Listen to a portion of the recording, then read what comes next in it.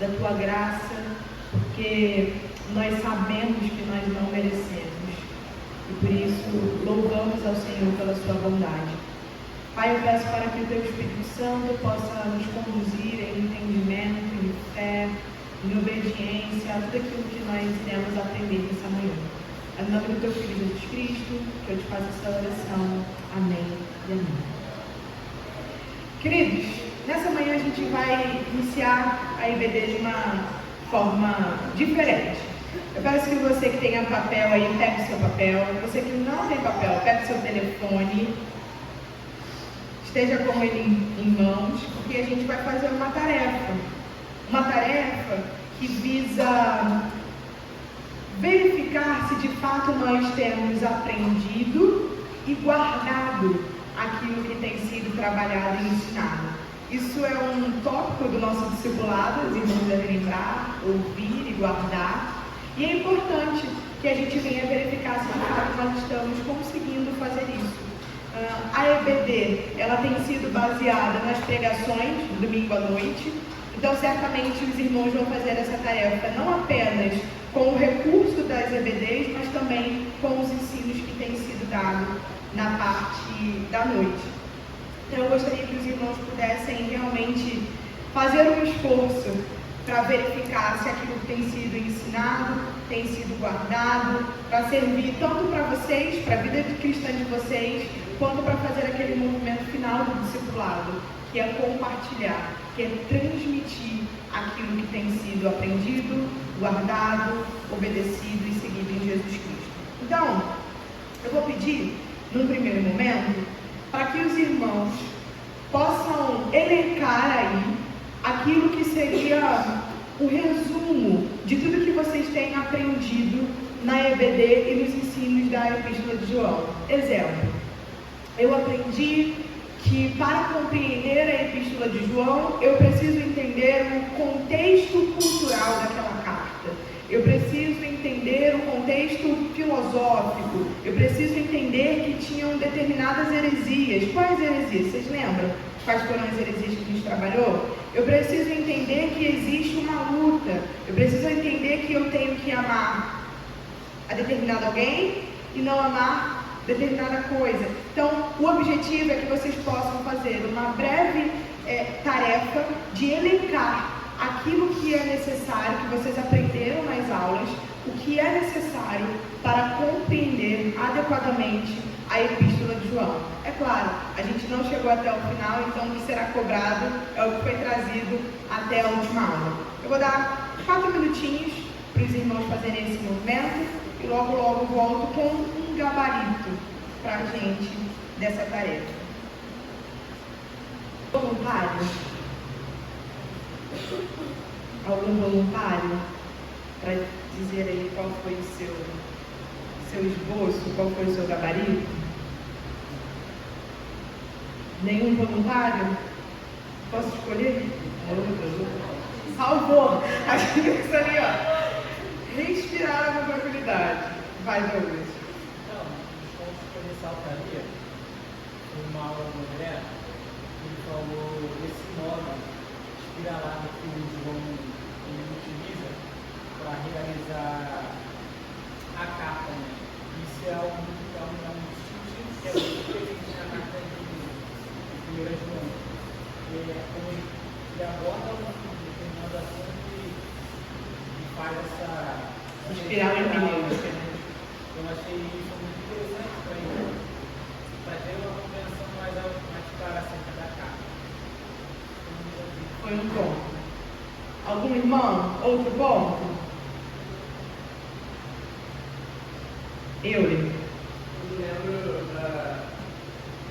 do ensino, acho que foi o seu, de que quanto à autoria da carta de João, de que o modo de como João escreve é tão semelhante ao Evangelho de João, de maneira que fica mais explícito que a carta de João, do que mais explícito pela sua escrita, pelo modo que ele se escreve,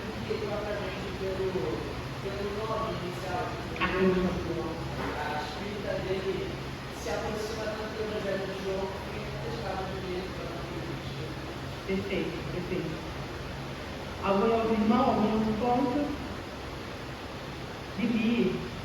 Eu acho interessante como que a forma que ele se comunica nas cartas, ele traz um tom de alerta e ao mesmo tempo muita velocidade, preocupação com a igreja em si, né? E como ele tenta trazer de forma clara as diferenças. Olha, como o cristão responde a isso, como ele responde aquilo, como ele responde a Deus, como ele vai responder com as questões do mundo, as próprias tentações e tudo mais.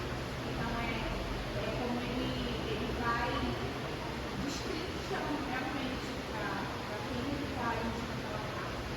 Maravilha.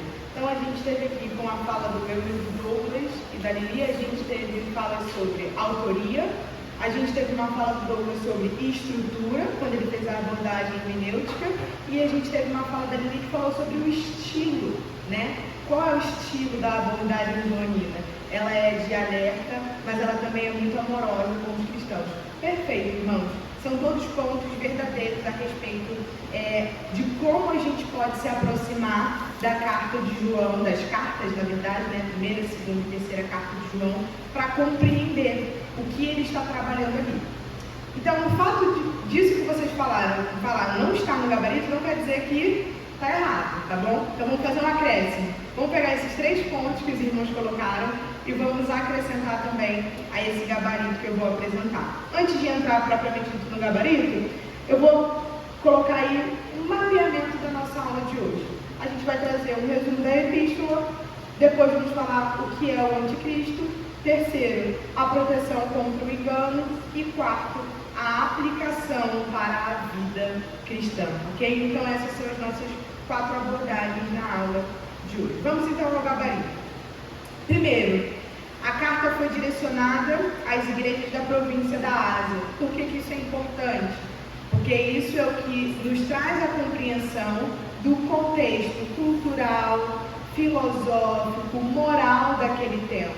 O que está cercando aquela igreja? O que está influenciando aquela igreja?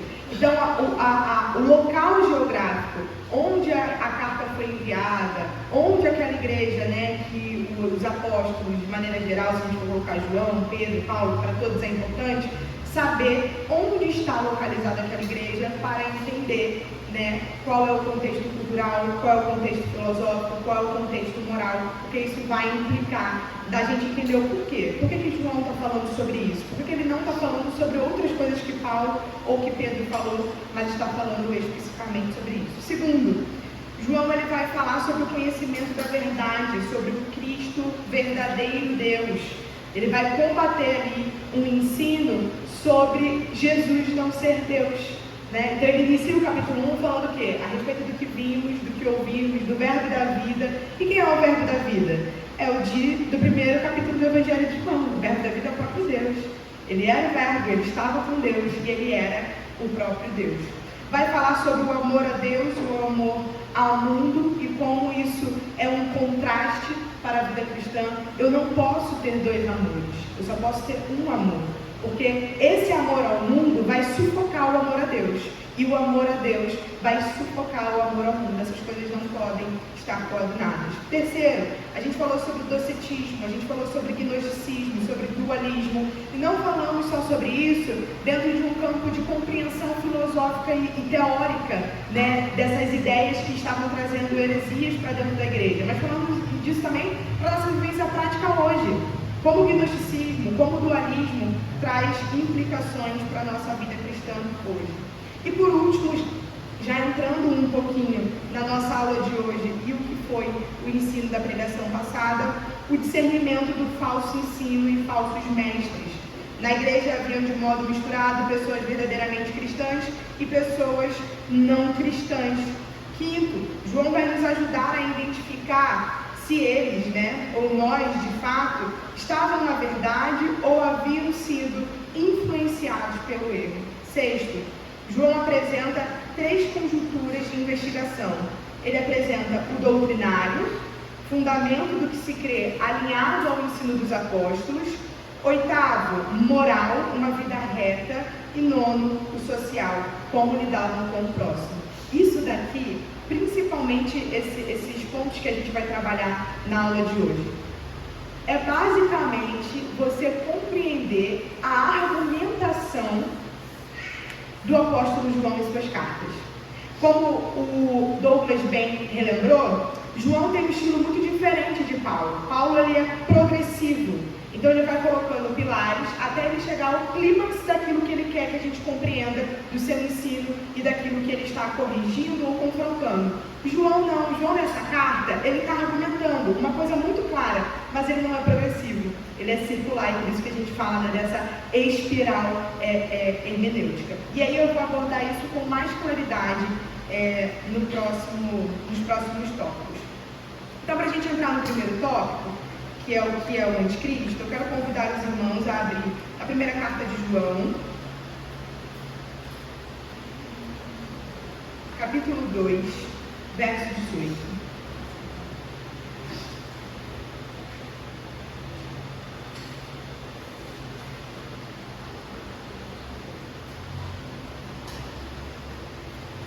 João, capítulo 2, verso 18, diz assim: Filhinhos, esta é a última hora, e como vocês ouviram que o anticristo vem, também agora muitos anticristos têm surgido. Por isso sabemos que é a última hora. Eles saíram do nosso meio, mas não eram dos nossos, porque se tivessem sido dos nossos, teriam permanecido conosco. Mas eles se foram para que ficasse manifesto que nenhum deles é dos nossos. Mas vocês têm a unção que vem do Santo, e todos têm conhecimento. Não escrevi a vocês porque não conhecem a verdade, mas porque vocês a conhecem, e porque nenhuma mentira procede da verdade. Quem é o mentiroso? Senão aquele que nega que Jesus é o Cristo. Este é o anticristo, o que nega o Pai e o Filho. Todo aquele que nega o Filho, esse não tem o Pai, e aquele que confessa o Filho tem igualmente o Pai. Permaneça em vocês o que ouviram desde o princípio. Se o que ouviram desde o princípio permanecer em vocês, também vocês permanecerão no Filho e no Pai. E esta é a promessa que Ele mesmo nos fez, a vida eterna. Isto que acabo de escrever para vocês é a respeito do que estão tentando enganá-los. Quanto a vocês, a unção que receberam dele permanece em vocês, e não precisam que alguém os ensine. Mas, como a unção dele os ensina a respeito de todas as coisas, e é verdadeira e não é falsa, permaneçam nele, como também ela ensinou a vocês. De acordo com esse texto bíblico, a gente pode fazer uma tripartição daquilo que seria a prática de ensino e de vivência do anticristo. Primeiro ponto, a negação de Jesus Cristo. Essa é a definição fundamental que João vai fazer do anticristo. Ele nega a Jesus, o Cristo. Ele pode não negar, talvez, aquele Jesus que esteve ali andando entre eles, e que pode ser qualquer coisa, mas eles negam aquele que é o Cristo. E esse título cristológico, ele é muito importante, porque ele vai identificar Jesus com a sua missão de Messias, de Filho de Deus, daquele que traria a obra redentora. Então, quando diz aqui negar o Cristo, diz negar a verdade absoluta de que Jesus é o Messias e de que ele é o Filho de Deus. E, por conseguinte, João vai trazer essa linha de raciocínio: se nega que Jesus é o Messias, o Filho de Deus, vai negar também a Trindade. João, ele é progressivo em trazer esse entendimento. Se alguém nega o Filho, ele não nega só o Filho, ele vai ter que negar a Trindade, porque o Deus da Bíblia é um Deus trino, e não tem como eu rejeitar o Filho e não rejeitar o Deus que se revela nas Escrituras. Segundo, o espírito do anticristo, a natureza espiritual e a manifestação do anticristo na vida das pessoas. Ou seja, essa é uma realidade que não é apenas sobre um indivíduo, mas é sobre um estado que é presente na vida daqueles que se opõem a Jesus Cristo e a sua verdade. Por isso, o espírito do anticristo. Terceiro, o anticristo como um espírito da mentira, a relação entre o anticristo e a mentira e como ele busca enganar os crentes. Então João ele vai fazer uma definição fundamental, doutrinária, que é: o anticristo ele nega que Jesus Cristo é de fato o Filho de Deus, o Cristo, e depois ele também é um espírito de erro, é um espírito de engano, de mentira, que se opõe a toda a verdade de Deus.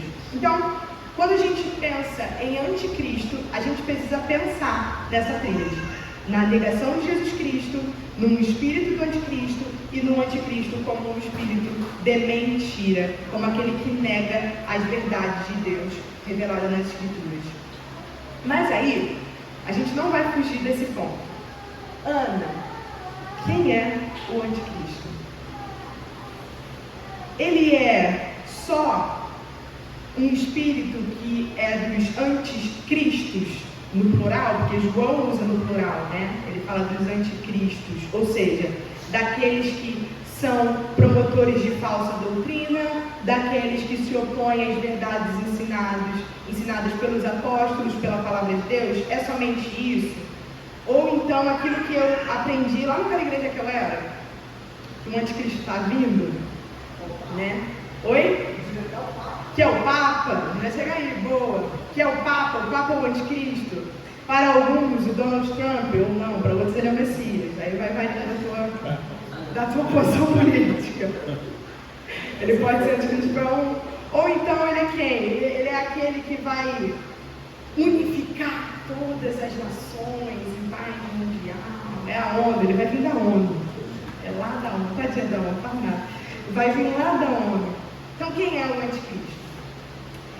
De fato, essa carta de João, ela vai falar sobre o anticristo que vem e também já se manifestaram anticristos do nosso meio. Então ele está falando sobre uma oposição que se estabelece em indivíduos em termos de apostasia, em termos de negar a verdade de Jesus Cristo. Mas quando a gente vai para outros textos bíblicos, como 2 Tessalonicenses, capítulo 2, eu coloquei aí, se os irmãos quiserem abrir, fiquem à vontade, mas eu não vou fazer a abertura do texto. Eu coloquei aqui a referência, vocês podem ir, eu vou citar.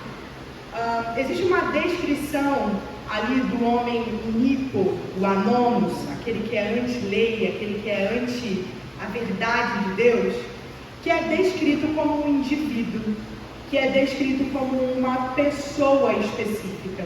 Ele é aquele que é o homem do fim dos tempos. Ele é aquele que é o filho, né, de toda rebelião, de toda a apostasia. Ele é o homem iníquo. E aí, em paralelo também com o Apocalipse, capítulo 13, a gente tem a besta, que surge com toda a blasfêmia e com toda a apostasia. Boa parte dos teólogos, e aí eu vou citar principalmente um, porque é o que mais me influencia, que é o D.A. Carson, ele vai corroborar com a ideia de que a gente precisa pensar no anticristo por três aspectos. A gente precisa pensar na figura do anticristo como as heresias cristológicas, como um sistema contra Cristo e um homem específico no futuro. Então, quando eu penso em anticristo nas Escrituras, eu posso pensar sobre esses três aspectos. Vitória, isso é absoluto? Não. Então, vou te deixar aqui uma abertura.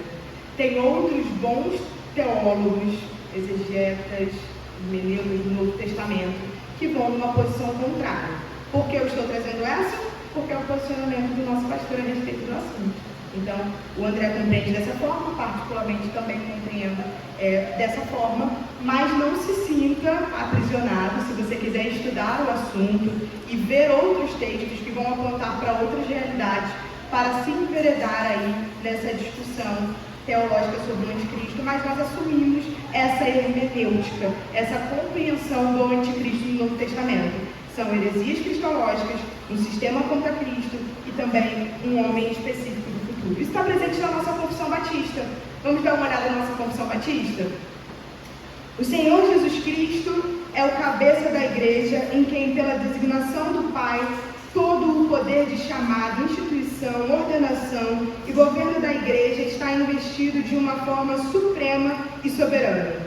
Nenhum Papa de Roma pode, em sentido algum, ser a cabeça dela, Antes é aquele anticristo, o homem do pecado e filho da perdição, que se exalta na igreja contra Cristo e contra tudo o que se chama Deus, a quem o Senhor destruirá com o esplendor de sua vinda. É isso? Não é retórico não, é uma pergunta. É isso? Nossa confissão está 100% certa porque a gente aprendeu agora há 1 minuto atrás? Sim ou não? Leitura aí, vamos ler.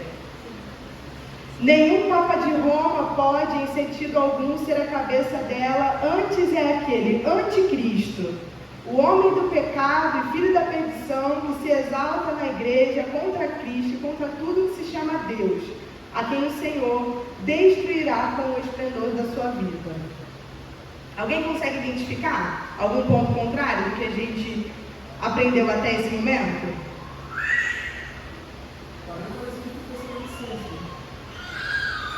Tá? Sim ou não? E aí, gente? Agora é o momento do exercício teológico. Fala, Plano.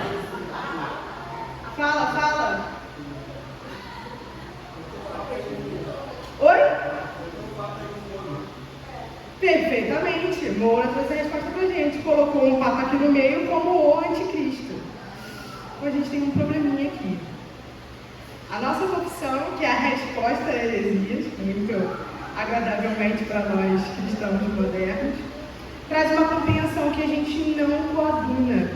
Ela entende que sim, existe essa realidade do anticristo enquanto um indivíduo, e nisso nós concordamos, mas aí ela vai entender para essa personificação do anticristo no Papa. A nossa confissão entende que o anticristo será um Papa. E aí a gente não concorda? Então a gente vai compreender rapidamente a edição que nós abraçamos da nossa confissão batista, que diz assim: discordamos da parte final deste 4º parágrafo, pois cremos que quando a Escritura fala sobre a figura do anticristo escatológico, o homem do pecado, filho da perdição, ela está se referindo a uma pessoa individual que surgirá no final dos tempos, conforme entendemos a partir de 2 Tessalonicenses, e não especificamente ao título de Papa ou algo semelhante. Embora creiamos que o Papa que está aí agora e os Papas que vieram antes dele também tenham sido anticristos, isto é, inimigos de Cristo, de Deus e da verdade que ele testemunhou. Entretanto, entendamos que há a possibilidade de um Papa de Roma vir e ser o anticristo descrito em 2 Tessalonicenses. Ou seja, a afirmação categórica da nossa confissão não coaduna com uma perspectiva hermenêutica mais ampla sobre o anticristo. Ou seja, não está restrita à pessoa do Papa, pode vir a ser, não é impossível. Mas não é um claro ensino da Escritura, que a figura papal seria então o anticristo, ok? João ele nos ensinou que todos os que negam então a encarnação de Jesus Cristo e a divindade de Jesus são exemplos de anticristo.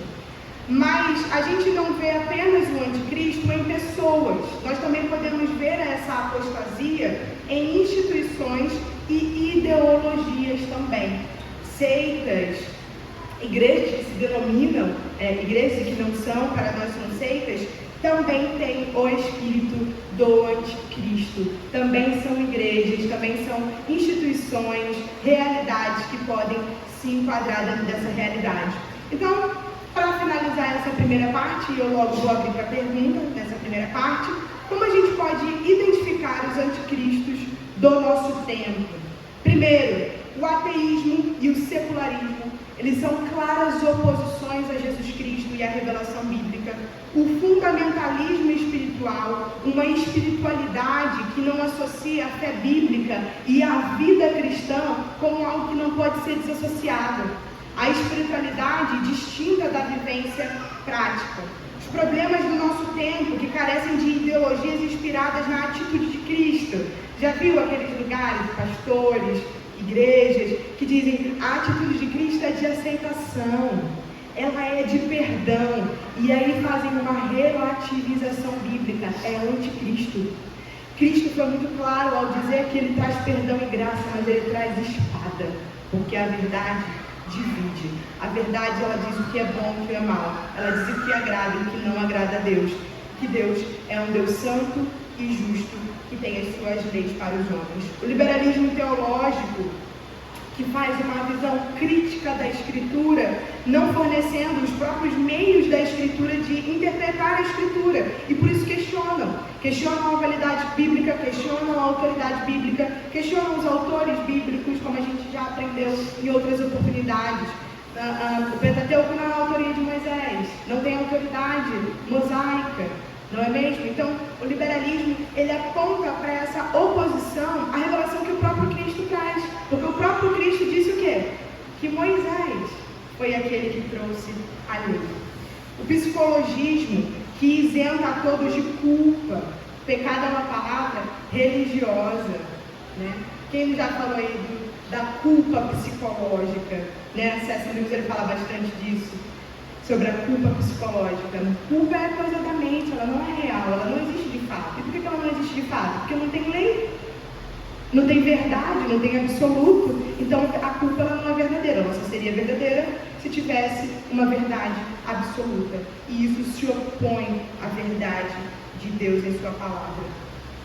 A fé permeada apenas pelo emocional, afetivo e folclórico. Essa fé subjetiva, essa fé que eu defino o que ela é, eu defino como eu me aproximo de Deus, eu defino o que é espiritualidade. Eu não nego a espiritualidade, eu não nego que existe um Deus, mas eu que dou os termos, eu que faço isso. Então a gente pode identificar os anticristos do nosso tempo, esses falsos ensinos que estão dentro e fora da igreja em oposição às verdades bíblicas. Alguma pergunta aqui nesse ponto, nesse primeiro tema? Como entendemos fim dos tempos nesse contexto de João? Percebi que o fim dos tempos está naquela errata que fizemos da condição. Fim dos tempos também é, vamos dizer assim, um momento no qual esperamos que os anticristos se manifestem. Fim dos tempos tem alguns entendimentos bíblicos, então eu queria saber qual o fim dos tempos para surgir o anticristo. Perfeito. Na nossa igreja, isso foi um ponto que o Adonias trabalhou, né, na pregação passada, sem usar o termo teológico, mas é basicamente isso, né, a milenista. Nós acreditamos que o final dos tempos se inaugurou com a subida de Cristo. A ascensão de Jesus Cristo inaugura, né, os finais dos tempos. É por isso que tanto João quanto Paulo vão escrever para o século I e ele já está falando o quê? Estamos no final, já estamos vivendo a última hora se aproxima. Então essa expectativa de finais do tempo, ele já estabelece desde a ascensão de Jesus Cristo. Agora, é claro, vai ter um determinado momento em específico dentro desse arco dos finais dos tempos, a qual esse anticristo, enquanto figura individual, irá se manifestar para aqueles que assim acreditam, né? Segundo a Bíblia. Não sei se eu respondi sua pergunta. Foi? Mais alguma pergunta? Douglas. Depois, Paulo. Ana, uma consideração sua a respeito de um texto. Mateus, capítulo 12, Super, está fora da minha. verso 30. Mateus, faz referência para eu te acompanhar. Mateus 12, no verso 30. Aí o contexto é mais de ele estar expulsando um demônio, né? E os fariseus dizem que ele está expulsando o nome de Beelzebub. No verso 30 fala assim: quem não é por mim é contra mim. Quem comigo não ajunta, espalha. É possível a gente trazer uma consideração referente a essa verdade sobre o anticristo, para que esse texto, na verdade, ele testifica esse ensino que você está passando? Eu vou ter que ler o contexto. Rapidinho, só para eu.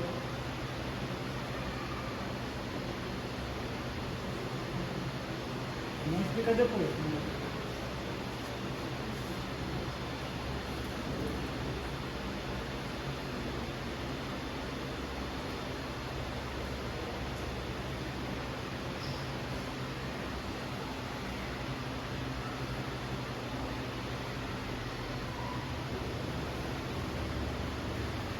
Não, o contexto aqui é sobre Jesus estar expulsando demônios, e aí os fariseus dizem que ele é o próprio Beelzebub, porque ele tem poder sobre os demônios, né? Então atribuem o fato de os demônios obedecerem a ele e eles terem parte, né, com os demônios. E aí Jesus diz que não, que de forma nenhuma, porque não pode uma casa estar dividida nela mesma, não faria sentido, Satanás é contra Satanás.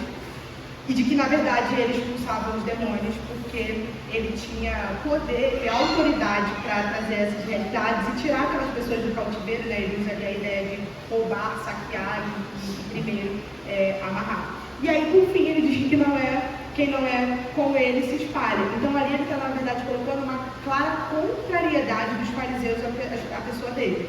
Então, Jesus ele faz uma demarcação. Se vocês não estão comigo e não creem na minha obra, vocês estão contra mim. E aquele que está contra mim não se junta, não tem parte comigo, e então se espalha. E aí ele vai trazer essas considerações finais sobre a questão de que para todos tem perdão, mas que aqueles que pecam contra o Espírito Santo, ou seja, aqueles que pecam contra a manifestação da obra que Cristo traz, aqueles que negam essa realidade, né, para eles não resta perdão, não resta lugar de arrependimento. Muito semelhante à ideia que a gente pode trazer em Hebreus, né, de oposição e apostasia. Então eu não faria uma rápida conexão aqui com o anticristo, não. Eu ficaria mais com esse entendimento primário que eu tenho do texto. Talvez uma interpretação secundária, aí eu não saberia te responder com muita sinceridade. Mas o contexto aqui não parece me apontar necessariamente para essa ideia. Tá bom? Pode seguir? Pode? Pode, por favor. Você estava falando sobre a questão da nossa confissão de fé, e é bem interessante a gente parar para pensar que, de fato, a gente não corrobora com isso, a gente tem adentro dessa confissão, mas em termos históricos, se a gente estivesse lá, talvez a gente concordasse e assinasse embaixo com esse tipo de coisa. Pode ser, é verdade. Primeiro, esse parágrafo é quase que Ctrl-C, Ctrl-V da confissão pré-crítica, vai depois da confissão Savona e vai chegar para a gente. E a tensão que tinha entre os protestantes e a Igreja Católica, essa tensão política que existia na época, é uma tensão de intersecção. A gente lembra que teve a reforma protestante, logo depois vai ter o concílio de Trento, que vai ser um concílio chamado Concílio da Contra-Reforma, onde vai ser escrita basicamente uma perseguição aos crentes. Então, assim, setembro de 1989, a igreja está crescendo, está acontecendo as coisas, você vê as discriminações, você vê essa perseguição. Na época, o Papa que tinha, em 1989, ele tinha um poder político enorme, absurdo, ele era um Papa visto com muitos bons olhos, por muita gente da Inglaterra. Então, assim, você vai juntando um com o outro, claro, a gente não concorda, mas é interessante a gente pensar como os irmãos da nossa época, eles tinham sido tentados, de fato, a ver o Papa como anticristo e juntando, é como, não era algo sem sentido, né? Que eles deliberadamente, foi uma aplicação teológica a partir de uma leitura histórica, né? Legal, perfeito. Igual no caso dos apóstolos em relação aos imperadores, eles também mencionam isso, né? Acho que Paulo, João, no caso, João, quando ele escreveu essa carta, ele estava no período de Império Romano ainda, estava. Então, acho que a gente tem que olhar então sempre para essa questão. Esse tempo deles, a história, o nosso tempo de hoje e o futuro também. Quanto à manifestação pessoal mesmo de uma pessoa. Sim. No final do A oposição dos governantes naquela época era de fato um espírito de anticristo, né? Um pouco distinto do ponto que a nossa confissão traz, por conta do aspecto individual. E muito boa a comentário do David, né? Porque eles fizeram uma aplicação mais específica. João não vai dizer assim, Nero, nem Paulo, eles não vão nomear o anticristo individual como essa figura, né? Esse ímpio, de forma diferente que os cristãos ali do século XIX já vieram a fazer, porque eles personificaram, eles nomearam. Essa é a pessoa, o Papa é esse, o iníquo. E a gente já não encontra isso nas cartas de Paulo, de João.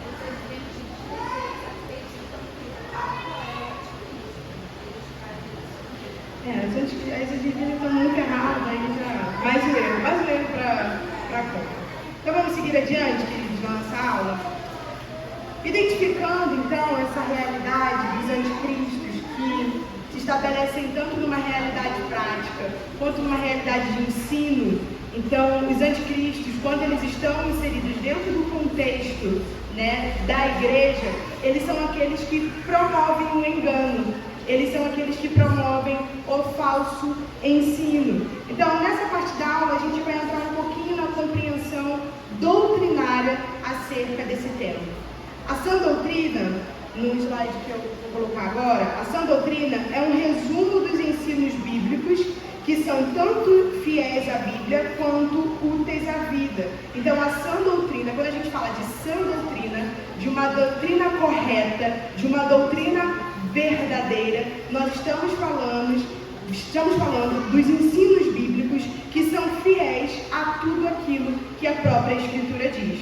Então, quando eu pego uma teologia sistemática, quando eu pego uma teologia bíblica, quando eu levo algum livro de algum irmão famoso, eu estou falando aí de que ele está produzindo uma doutrina. E que essa doutrina, para ser verdadeira, para ser sã, ela precisa ser fiel à Bíblia, quanto também úteis à nossa vida cristã, ou seja, à nossa prática cristã. A doutrina não deve consistir na imposição de nossas ideias sobre a Bíblia. Na verdade, não deve ser nem mais, nem menos do que um resumo dos ensinos bíblicos acerca de um tópico.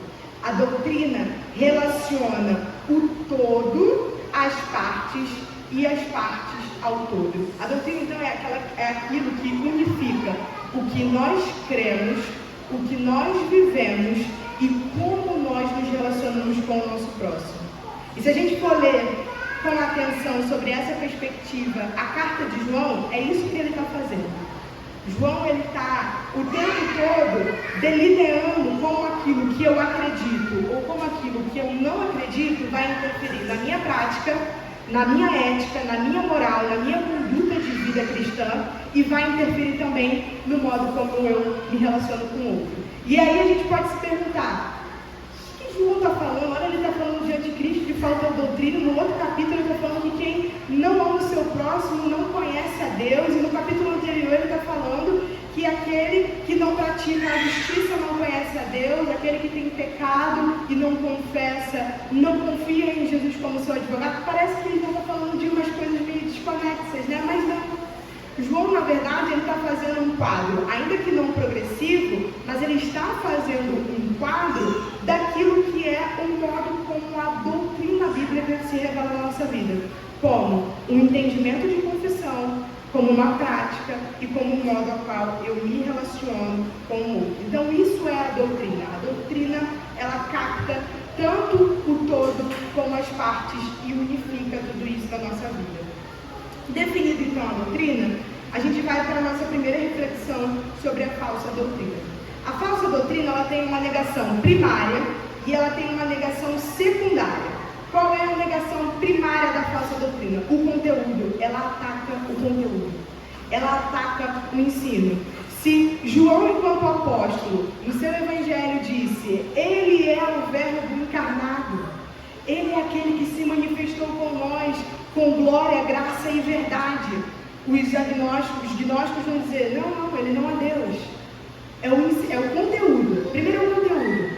E aí logo depois a prática, ela é afetada. Porque, bem, se Jesus não era Deus, o que ele ensinou também não era tão verdade assim. Pecado que entrou no mundo, corrupção, necessidade de santidade, conhecer a verdade, permanecer na verdade, tudo o que vai decorrer da primeira negação primária, que é o conteúdo, vai também ser alcançado na negação secundária, que é a prática que decorre desse conteúdo. Se Jesus não era o Filho de Deus e ensinou com verdade o maior ato de amor da história da humanidade, que foi dar a sua própria vida por pessoas terríveis como nós, por que eu amar ao próximo? Por que sacrificar a minha vida?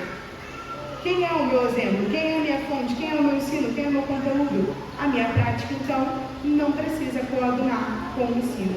Então perceba, o falso ensino, ele sempre vai atacar o conteúdo, ele vai atacar a doutrina e logo depois ele vai negar também a prática que decorre desse conteúdo, e é isso que a gente está vendo no Evangelho de João. No Evangelho não, na Carta de João. É por isso que João está falando de falsos mestres, é por isso que João está falando de anticristos, e João está falando sobre amar ao próximo. Porque os ensinos desses falsos mestres e desses anticristos estava alterando a prática cristã desses crentes. A falsa doutrina, ela é uma distorção, em parte ou no todo, do que é revelado pelo próprio Deus. E aí é a parte difícil para a gente.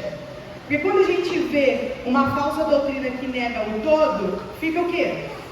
Fica fácil.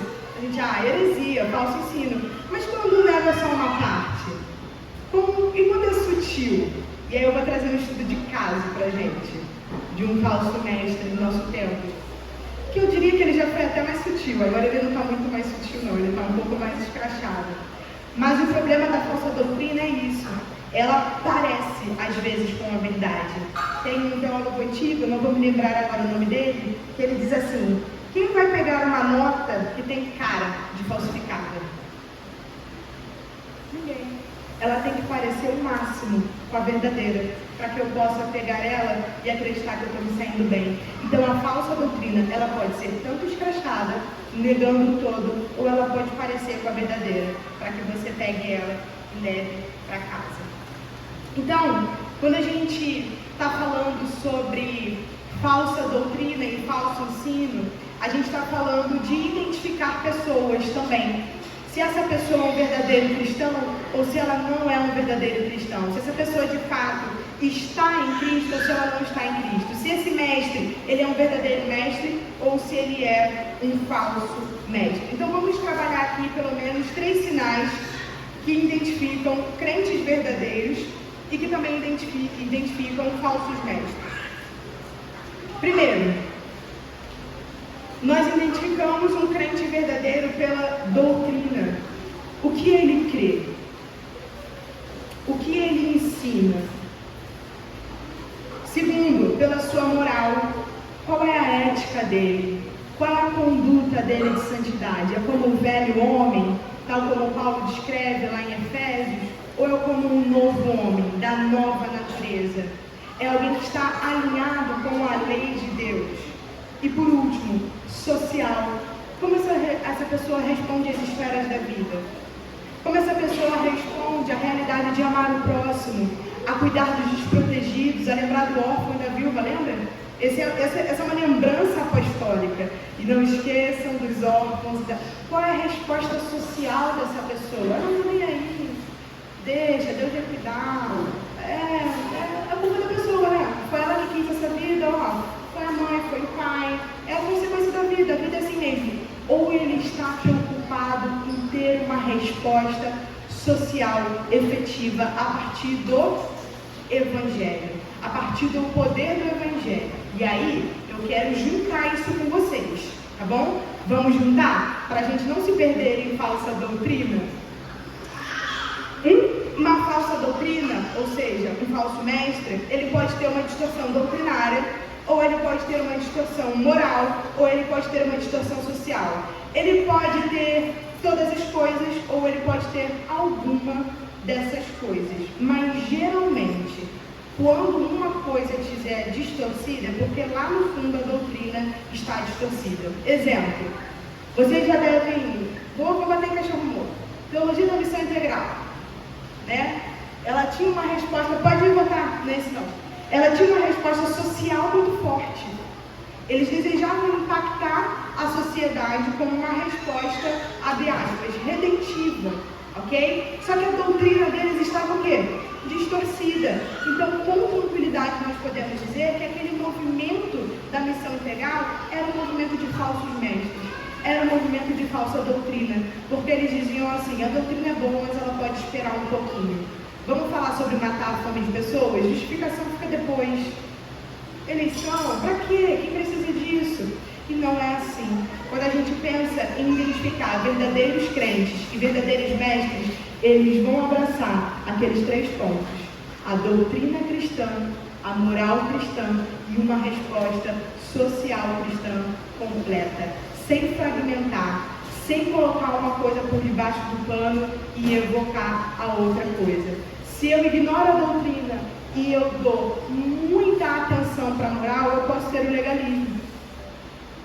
Mas se eu ignoro a ética cristã e o movimento social e eu dou muita ênfase ao doutrinário, eu posso ser um fundamentalista. Percebe? Então, quando a gente fala sobre o verdadeiro ensino, e é isso que João está batendo, eu vou fazer um convite para vocês. As pregações ainda virão, mas quando você chegar em casa, lê a terceira carta, o terceiro capítulo da carta de João, que vocês vão ver com muita claridade isso que eu estou falando aqui. João está falando assim: crente de verdade, mestre de verdade, tem alinhado a doutrina, a ética e a resposta social. E é por isso que vocês creem na verdade e permanecem nela. É por isso que vocês, quando pecam, buscam perdão diante de Deus, porque vocês já são, em Deus, filhos de Deus. E estão esperando a manifestação do final de todas as coisas, quando vocês serão plenamente semelhantes a Ele, que é puro. Mas vocês já buscam a pureza desse tempo presente. Não estou falando de ética, estou falando de moral. E depois a resposta social. Se você recebe um irmão e ele está precisando de alguma coisa, você diz: Deus o abençoe, vai para casa e não dá o que ele precisa, você não ama a Deus, você não conhece a Deus. Conhecer e amar a Deus tem a ver com a doutrina. Ele está unindo essas realidades como a identificação do verdadeiro cristão e do verdadeiro ensino. Indo diante, Ana, diante dessas realidades de falso ensino, diante dessas realidades do espírito do anticristo, do erro, do engano, como nós cristãos podemos nos proteger do engano? Como eu posso me proteger do meu coração, que pode por vezes se inclinar em rebeldia, em mentira, em afastamento da doutrina? Como eu posso responder a falsos ensinos que eu recebi? Às vezes não é nem mais sobre o falso ensino que você abre e você vê agora, mas é aquele que você viu lá no passado e que marcou o meu coração. E talvez como eu, às vezes, você pode se lembrar assim: cara, eu ensinei essas coisas. Meu Deus, tem misericórdia de mim. Eu ensinei falsa doutrina. É por isso que João, mais uma vez testificando que ele não tem argumentação progressiva, mas de espiral, já inicia a sua carta dizendo: nós temos um advogado. Se nós pecamos agora, se nós pecamos no passado, nós temos um advogado e nós podemos ir até ele com confiança, nos arrependendo do que fizemos no passado e confiando nele para a restauração dessas coisas, e também nos direcionando a ele nesse tempo presente para nos protegermos de todo engano, de toda rebelião e de todo falso ensino que vem até nós. Por isso, a proteção contra o falso ensino, contra o engano, é primeiro permanecer em Cristo. A importância de ter uma vida radicada em Jesus para resistir às tentações do anticristo. Às vezes é uma tentação quando você ouve um bom argumento ateísta. Ruim, mentiroso, mas parece bom no primeiro momento. Você fala assim: cara, parece que faz sentido isso. Como eu resisto a isso? Como eu resisto ao argumento do evolucionismo? Como eu resisto quando eu estou lidando com pessoas, talvez na minha faculdade, determinadas áreas de ensino que eu estou, e parece que a culpa é mesmo algo psicológico, parece que não é tão verdadeiro assim. Como eu lido com isso? Permanecendo em Cristo, enraizados em Cristo. Jesus disse que aquele que permanece nele, na videira verdadeira, não será lançado fora e vai continuar crescendo, vai continuar tomando forma nele. Conhecer a verdade, a necessidade de aprofundar o conhecimento da palavra de Deus para discernir a verdade da mentira. Quando nós lemos aqui no capítulo 2 da carta de João, ele vai nos lembrar sobre uma promessa. Quando ele está combatendo o espírito do anticristo, as falsas verdades, ele fala assim: nós temos uma promessa. E qual é essa promessa? A vida eterna. E aí, quando a gente lembra da promessa da vida eterna, a gente precisa dizer: mas que vida eterna é essa que João está dizendo aqui? É essa vida eterna sobre a atemporalidade temporalidade, sobre em Jesus Cristo, na ressurreição, a finitude não ser mais uma realidade para nós. Em João capítulo 17, Jesus diz que Ele é a vida eterna e que a vida eterna consiste em conhecer a Ele. Essa é a promessa que nos segura. Jesus Cristo é toda a fonte de conhecimento verdadeiro e genuíno que nós podemos ter para resistir contra o engano do pecado e da mentira e de todo falso ensino. E por último, a unção do Espírito Santo, o papel do Espírito Santo em capacitar os crentes a resistir ao engano. Isso não é pouca coisa. A unção do Espírito Santo é aquilo que Deus nos deu, é aquilo que Ele derramou sobre nós sem medida. Ele não nos deu uma pouquinha parte do Espírito Santo, Ele nos ungiu.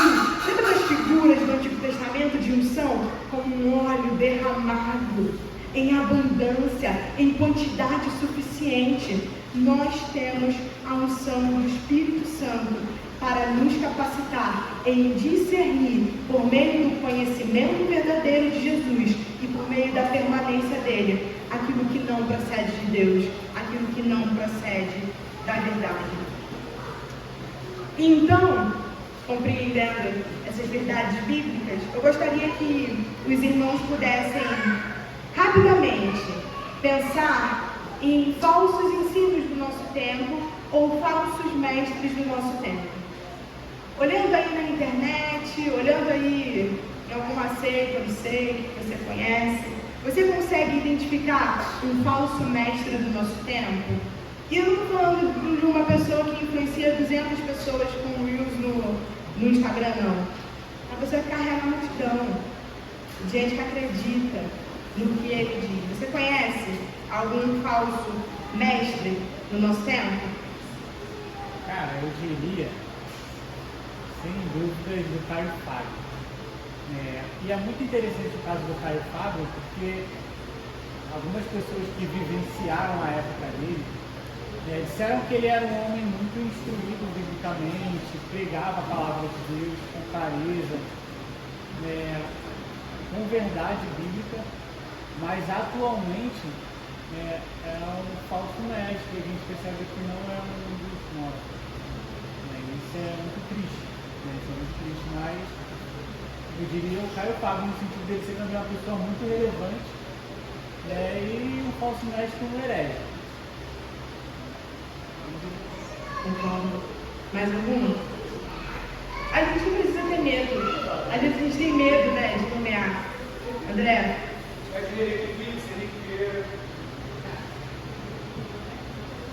Já que o André deu a pista, Sandra? Caraca, você me pegou. Ainda bem que o André tá aqui. Porque você... Não, você voltou. Com muita sinceridade, de tudo que eu vejo, eu tenho muitas discordâncias com a figura pública dele. Muitas discordâncias severas. Mas eu não encontrei nenhum ensino do Silas Malafaia. Eu tenho discordância. Eu sou reformada, ele é pentecostal. Óbvio que nós temos discordâncias doutrinárias. Mas que sejam francamente antibíblicas, falsas doutrinas ou heréticas. Eu não tenho esse conhecimento.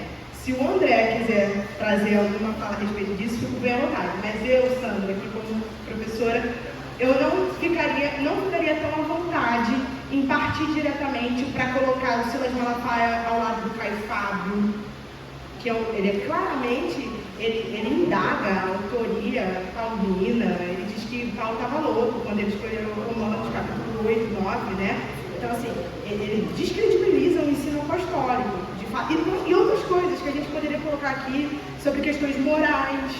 Então, assim, eu acabei de fazer uma citação doutrinária, mas o Caio Fábio também tem questões morais, que ele fala sobre adultério, sobre relação de homens, avesso à escritura. Mas, assim, o Silas, eu não tenho nenhuma referência agora. Mas se o André quiser colocar... O Silas Malafaia não nega as verdades fundamentais nem prega contra elas, mas ele é extremamente faltoso e errôneo contra ensinos secundários e desdobramentos. Muito, desde as prescrições morais, compreensão de dízimo e oferta. Ele erra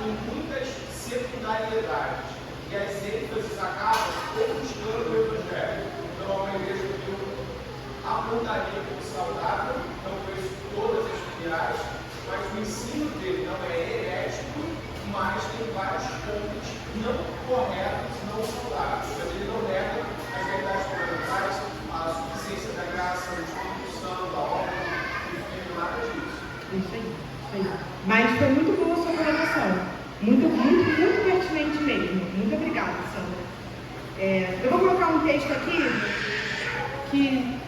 de um nome que já foi citado, mas para deixar mais explícito para a gente.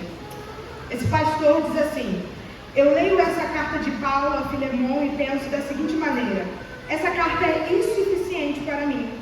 Talvez esse seja o grande desafio da igreja contemporânea, olhar a Bíblia como um livro insuficiente, um livro que precisa ser relido, ressignificado para que os princípios de vida que esse livro encerra, que essa revelação encerra, que esses princípios de vida saltem dessas páginas, promovendo libertação e justiça e relações de amor no nosso mundo. É nesse sentido que estou dizendo que a Bíblia é insuficiente. A ética bíblica reflete uma estrutura de sociedade daquele tempo, daquele mundo, daquela época. E não dá para a gente pegar um texto que foi escrito há 4.000 anos antes, 3.000, 2.000, e trazer para hoje, aplicando literalmente o que esse texto está dizendo, sem perceber que nas suas linhas a Bíblia é insuficiente. Mas nas suas entrelinhas, na revelação que traz a respeito do Cristo ressurreto, a Bíblia explode, promovendo uma grande revolução e uma grande transformação no mundo. Então a gente precisa atualizar a Bíblia, porque se eu não atualizo a Bíblia, e se eu leio literalmente e digo, está suficiente a leitura literal da Escritura, eu legitimo a escravidão e por aí vai. Já identificaram? Rafael, Ed René, alguns. Isso é algo muito importante para nós, tá? Eu recentemente estive vendo a postagem de uma pessoa que eu admiro muito no meio pentecostal, um teólogo pentecostal. E durante muito tempo, só os reformados bateram no Ed. Tipo assim, gente, o Ed não dá, o Ed não dá, já foi. Ainda mais pelo vínculo dele começou a entregar e tal. E todo mundo ficava, quem não era reformado, ficava, isso é rixa dos reformados, que são super doutrinários e tal. E recentemente, esse irmão que eu admiro muito, ele falou assim, gente, não dá mais para defender o Ed René.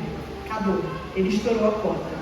O que ele está dizendo mesmo é que a Bíblia não é autoridade suficiente para direcionar a nossa vida, e que a gente precisa reinventar a Bíblia. Isso é um falso ensino muito claro. Antes ele era um pouquinho mais leve, né? Quem lembra dele dos passados, ele ficava numa ortodoxia, não pode ser tão assim, aí parecia que era, que não era, mas agora ele se mostrou, de fato, para que veio. Isso é um claro exemplo de engano no nosso tempo, e tem muita gente que segue, e tem muita gente que, eu particularmente, nós temos falsos mestres no nosso tempo. Isso não é apenas um tópico da carta de João, isso não está muito longe da gente, isso está próximo da gente, e a gente precisa estar completamente munido da verdade, da doutrina, tanto para que essas coisas não entrem no nosso coração como uma dúvida, é mesmo, né? Poxa, a Bíblia às vezes parece ser meio machista, né? Essa coisa de submissão. E aí porque o teu coração pode ser enredado por isso, porque o falso ensino, ele não vai talvez fazer, ele vai fazer que talvez o teu coração possa pescar. E aí você precisa estar munido da verdade bíblica, da unção do Espírito Santo, para permanecer na verdade, até mesmo quando a verdade não é muito palatável ao nosso coração, e a gente precisa se agarrar a ela. Então, finalizando aqui a nossa aula, algumas aplicações para a nossa vida cristã. Protegendo-se e protegendo os outros, um compromisso comunitário. Primeiro, um compromisso com a teologia, vocação e carreira, todos somos teólogos. A teologia, ela não é uma carreira acadêmica para aqueles que gostam um pouco mais de ler. A teologia é uma vocação, ela é um chamado de Deus, ela é algo externo aos meus gostos, ou ao gosto da Danias, ou ao gosto da Tamires, ou ao gosto do Douglas. Ela é uma vocação, é um chamado de Deus para todos nós. O próprio termo teologia é isso, é o estudo de Deus. É conhecer a Deus, é se aprofundar nas verdades de Deus. E se nós fizermos pouco caso da teologia, e se nós fizermos pouco caso do conhecer a Deus, talvez a gente pode deixar de se proteger e pode deixar de proteger a igreja. A importância de um espírito crítico ao ouvir as pessoas, ou seja, ouvir com um olhar atento, ouvir com o olhar de quem está escrutinando aquilo que está lendo e aquilo que está sendo ouvido. A esperança na volta de Cristo para o triunfo sobre as adversidades, permanência e confiança. Todas as provações que nós vivemos aqui, todas as realidades de luta contra esses falsos mestres, às vezes você é acusado, às vezes você é rejeitado por conta disso. Tudo isso terá um resultado final, uma resposta final gloriosa no retorno de Jesus Cristo. E a nossa esperança pode estar colocada, agarrada, enraizada nessa promessa. E por último, irmãos, nós protegemos a nós mesmos e protegemos os outros quando nós entendemos o papel das reuniões de culto e ensino da igreja para que nós não sejamos levados por falso ensino. A Tamires hoje fez o catecismo e a gente pode pensar no catecismo como algo enfadonho. A gente pode pensar no catecismo como algo que é só para as crianças, porque, enfim, elas não conseguem ler a Bíblia e elas precisam aprender um pouquinho mais. Mas isso não é uma verdade. Na semana passada, nessa última semana, a pastora André me enviou um vídeo do Tim Keller falando sobre o papel do catecismo. E como o catecismo nos ajuda a ter a doutrina gravada do nosso coração e da nossa mente, para que a gente não venha titubear quando falsos ensinos chegarem até nós, tanto ao nosso coração quanto à nossa compreensão, para que nós possamos ser rápidos em responder com a verdadeira doutrina, glorificando a Deus. Porque, mais uma vez, como nós aprendemos, a doutrina não é apenas aquilo que nós compreendemos intelectualmente. Ela afeta a nossa prática, a nossa ética e o nosso relacionamento com o próximo. E em tudo isso, como nós glorificamos a Deus. Então, finalizo aqui a nossa aula. Não vou fazer um movimento aqui de pergunta e resposta, como eu sempre faço, porque já passei um pouquinho do horário. Vou convidar os irmãos para que a gente possa orar e concluir a nossa aula. Senhor nosso Deus, Pai bendito, nós te rendemos graças por essa manhã, pelo Senhor, pela sua bondade de ter nos dado mais entendimento claro e profundo a respeito dos temas da carta de João e como nós, nesse tempo, enquanto cristãos, que cremos que essa palavra não precisa ser atualizada, que ela não precisa ser ressignificada, porque ela ainda tem e sempre terá profunda significância para o nosso coração, porque a tua palavra é verdadeira, Senhor. Que o Senhor nos dê a graça de cada dia mais conhecer o teu Filho Jesus Cristo, de cada dia mais ter o desejo, Pai, de avançarmos no nosso estudo teológico, de cada dia mais ter uma vida completamente alinhada com aquilo que cremos e manifestar em respostas às demandas desse mundo aquilo que cremos e aquilo que somos em Ti pela Tua graça. É no nome do teu Filho Jesus Cristo, Pai, que eu te faço essa oração. Amém e amém.